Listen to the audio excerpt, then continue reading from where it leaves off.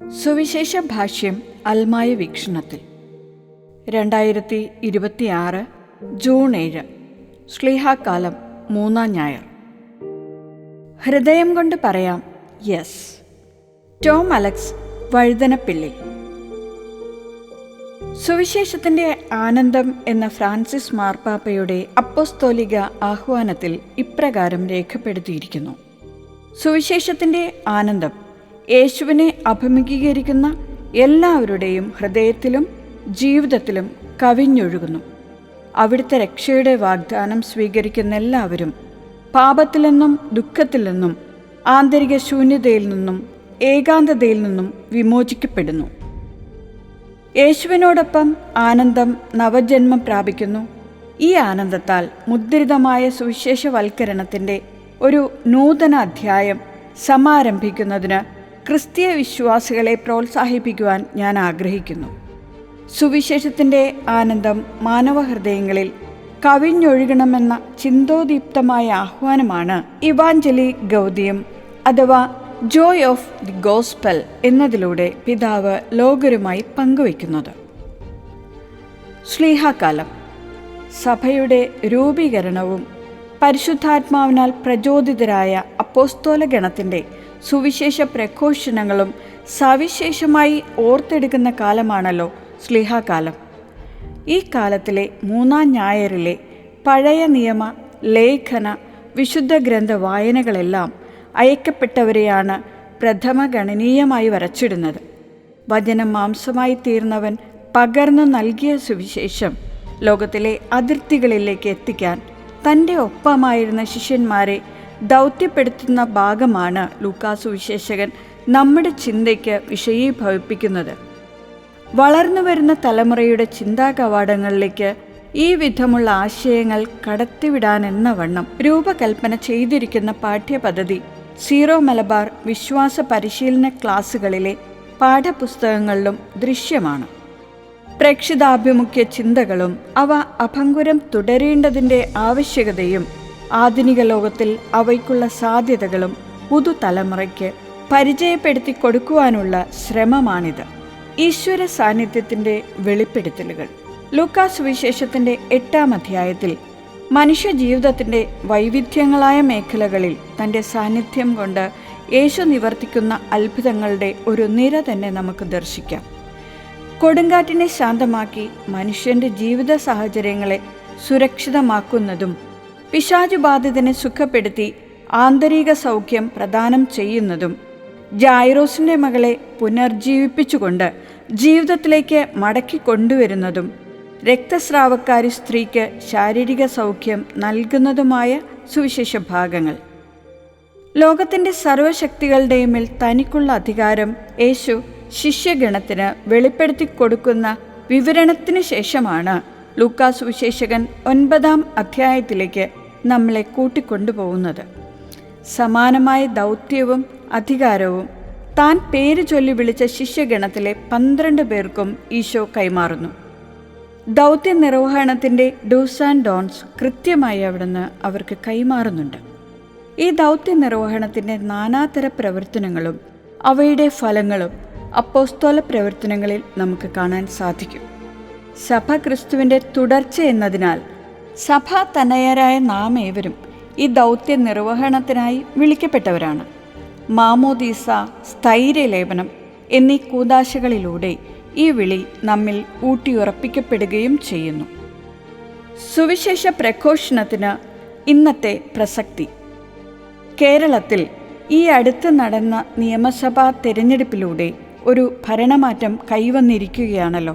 ഉത്തരവാദിത്വം ഏറ്റെടുത്തതിന് ശേഷം നടത്തപ്പെട്ട പ്രഖ്യാപനങ്ങളിൽ എൻ്റെ ശ്രദ്ധയിൽ വന്ന പ്രധാനപ്പെട്ട ഒരു പ്രഖ്യാപനമായിരുന്നു ഓപ്പറേഷൻ തൂഫാൻ. മയക്കുമരുന്നിൻ്റെ വിതരണ ശൃംഖലയെ തകർക്കുന്നതിനും കൗമാരക്കാരെയും യുവജനങ്ങളെയും ഈ വിപത്തിൻ്റെ കരങ്ങളിൽ നിന്ന് മോചിപ്പിക്കുന്നതിനും ലക്ഷ്യം വെച്ചുള്ള പ്രഖ്യാപനം. പുതിയ അധ്യയന വർഷാരംഭ ദിനമായ 2026 ജൂൺ 1 തന്നെയാണ് ഈ പദ്ധതി ആരംഭത്തിനായി തിരഞ്ഞെടുത്തതിൽ നിന്ന് ഈ വിഷയത്തിൻ്റെ ഗൗരവം നമുക്ക് മനസ്സിലാകും. അധികാരസ്ഥാനങ്ങളിൽ വിഹരിക്കുന്ന ചിലരുടെയെങ്കിലും മൗനാനുവാദത്തോടെ വ്യാപരിക്കുന്ന ഈ വിപത്തിൽ നിന്ന് നമ്മുടെ മക്കളെ സുരക്ഷിതരാക്കാനുള്ള ശ്രമങ്ങൾക്ക് ഊർജം പകരുന്ന ഒരു നീക്കവും നമുക്ക് അന്യമാകരുത്. ഇത് നവസുവിശേഷവൽക്കരണത്തിൻ്റെ ഭാഗമായി തീരണം. ലോകത്തിൻ്റെ ഭൗതിക സുഖങ്ങൾക്ക് പിറകെ പരക്കം പായുന്ന സമൂഹത്തോട് ജാഗ്രത പുലർത്തണമെന്ന് വിളിച്ചോതുവാനുള്ള സുവിശേഷ ദൗത്യം ഇന്ന് പ്രസക്തമാണ്. പ്രസവിച്ച ഉടനെ തൻ്റെ ചോരക്കുഞ്ഞിനെ കുളിമുറിയുടെ ജനാല വഴി പുറത്തേക്കെറിഞ്ഞ അമ്മയും പ്രേമമെന്ന വിശേഷ സങ്കല്പത്തിന് കളങ്കം ചാർത്തിയൊരുക്കുന്ന പ്രണയക്കുരുക്കുകളിൽ ഹോമിക്കപ്പെടുന്ന യൗവനങ്ങളും ക്ഷിപ്ര ധനസമ്പാദനത്തിനു വേണ്ടി ഏത് അധർമ്മ മാർഗങ്ങളും അവലംബിക്കുന്ന വികൃത മനോനിലകളും ദൃശ്യ ശ്രാവ്യ മാധ്യമങ്ങളിൽ നിത്യേന എന്നോണം ഇടം പിടിക്കുന്നത് നമ്മളെ ആശങ്കപ്പെടുത്തുന്നുമുണ്ട്.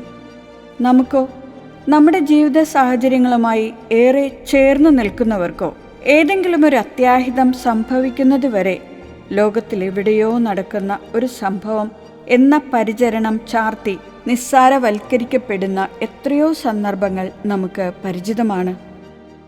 ഈ കാലഘട്ടത്തിലേക്ക് അയക്കപ്പെടുന്നവരായി കർമ്മനിരതരാകാനുള്ള വിളി അത്യുച്ചത്തിലും അതിതീവ്രതയിലുമാണെന്നുള്ളത് നമ്മുടെ ഉത്തരവാദിത്വത്തെ വലുതാക്കുന്നുണ്ട്. ദൈവരാജ്യം പ്രസംഗിക്കാനും രോഗികളെ സുഖപ്പെടുത്താനും ഗലീലിയയിൽ നിന്ന് ലോകത്തിൻ്റെ നാനാഭാഗങ്ങളിലേക്കും പുറപ്പെട്ട ക്രിസ്തു ശിഷ്യർ ദൗത്യ നിർവഹണത്തിലൂടെ പടുത്തുയർത്തിയ സഭയ്ക്ക് ഇന്ന് തുടരാനുള്ള വലിയ പ്രേക്ഷിത ദൗത്യം തന്നെയാണ്. ജീവിതത്തിൻ്റെ സർവ്വമേഖലകളിലും നടന്നുകൊണ്ടിരിക്കുന്ന അസൂയാവഹമായ മുന്നേറ്റങ്ങൾക്ക് നമ്മൾ സാക്ഷികളാണ്. ആ നേട്ടങ്ങളെ സർവാത്മനാ പ്രശംസിക്കുമ്പോഴും മനുഷ്യബന്ധങ്ങളിലും കുടുംബ സംവിധാനത്തിലും ഏൽപ്പിക്കപ്പെടുന്ന പരിക്കുകൾ കണ്ടില്ല എന്ന് നടിക്കാനാവില്ല. സാമൂഹ്യ മാധ്യമങ്ങളാലും കമ്പോള താൽപ്പര്യങ്ങളാലും നിയന്ത്രിതമായ നമ്മുടെ സമൂഹ ജീവിതം എന്തെന്നില്ലാത്ത വെല്ലുവിളികളാണ് നേരിട്ടുകൊണ്ടിരിക്കുന്നത്.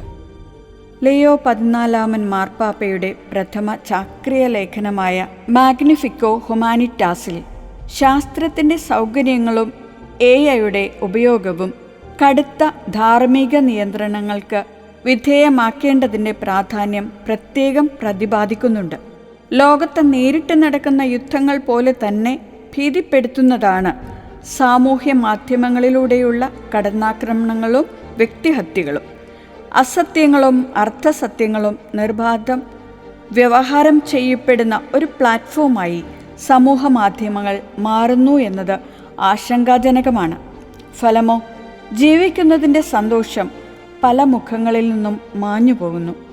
സമാധാനമെന്നത് ഒരു ഉത്തരവാദിത്വത്തിനപ്പുറത്ത് യുദ്ധങ്ങൾക്കിടയിലെ ദുർബലമായ ഒരു ഇടവേളയായി ചുരുങ്ങുന്നു എന്ന് മാർപ്പാപ്പ ലോകരെ ഓർമ്മപ്പെടുത്തുന്നു.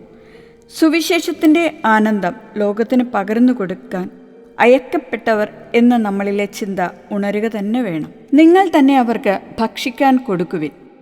4 സുവിശേഷങ്ങളും പ്രതിപാദിച്ചിരിക്കുന്ന യേശുവിൻ്റെ ഒരു അത്ഭുത പ്രവൃത്തിയാണല്ലോ അപ്പം വർദ്ധിപ്പിക്കുന്നത്.